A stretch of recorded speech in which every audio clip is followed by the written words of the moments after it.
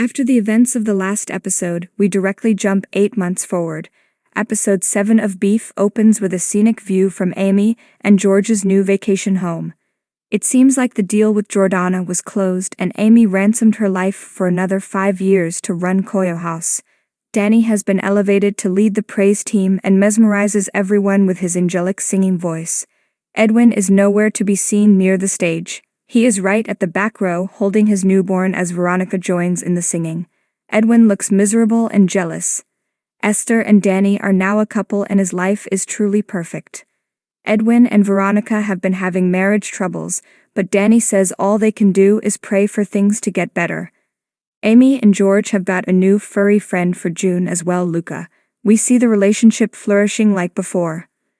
Little things like Amy letting George feel like he saved the day with the deal by selling the tamago are helping.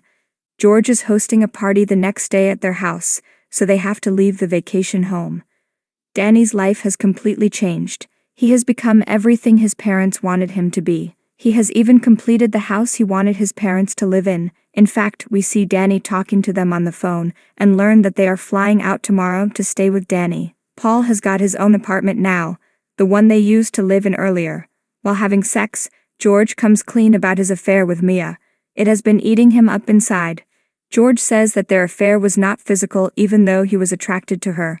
They connected on a deeper spiritual level, which confuses Amy. She is more indignant at the fact that George fell in love, but he is sincerely apologetic. Amy feels she can use it as leverage for now and decides to meet Darlene alone. Edwin shows up at Danny's house where Paul, Bobby, and Michael are hanging out as well.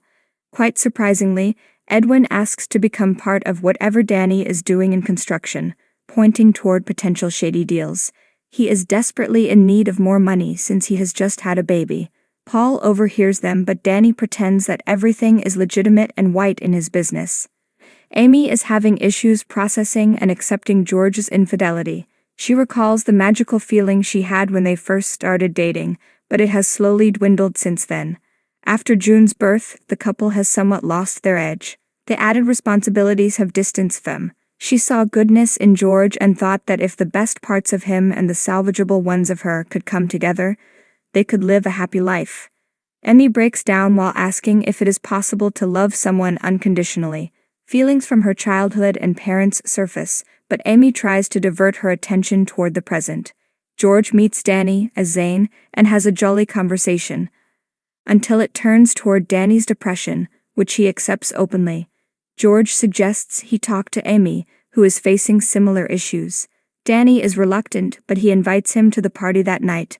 It is a celebration of George's artwork and all our main characters are there. Among other things, we see Jordana and Naomi kiss passionately while at the same time, Amy is shocked to see Danny. She pulls him apart and angrily inquires why he is there. He makes a genuine attempt to end the beef and inquires about her well-being. For a moment, Amy reciprocates, but then the conversation turns sour like usual. Danny spots the waist tattoo that Amy has and compares it with Kayla's photo. He storms out of the house calling Amy a sick psycho. She follows him and threatens him against blackmailing Amy with the information, but Danny returns their equation to square one as they insult each other and have another beef. Amy thinks this has gone too far, and Paul interfering with their marriage could ruin things. She asks George if they can move to some other place, and he agrees. Danny comes back to the house, where he finds Paul going over the company's accounts. He finds inconsistencies in the reported accounts and the cash the business is pulling in. Danny gets nervous, indicating that he is illegally embezzling the import/export money from Isaac's contraband. He diverts the conversation to Paul's lie about Kayla. Danny tells him that Kayla is actually Amy, whom he had the road rage incident with. He riles Paul up by saying Amy called Paul a child who needed guidance and help.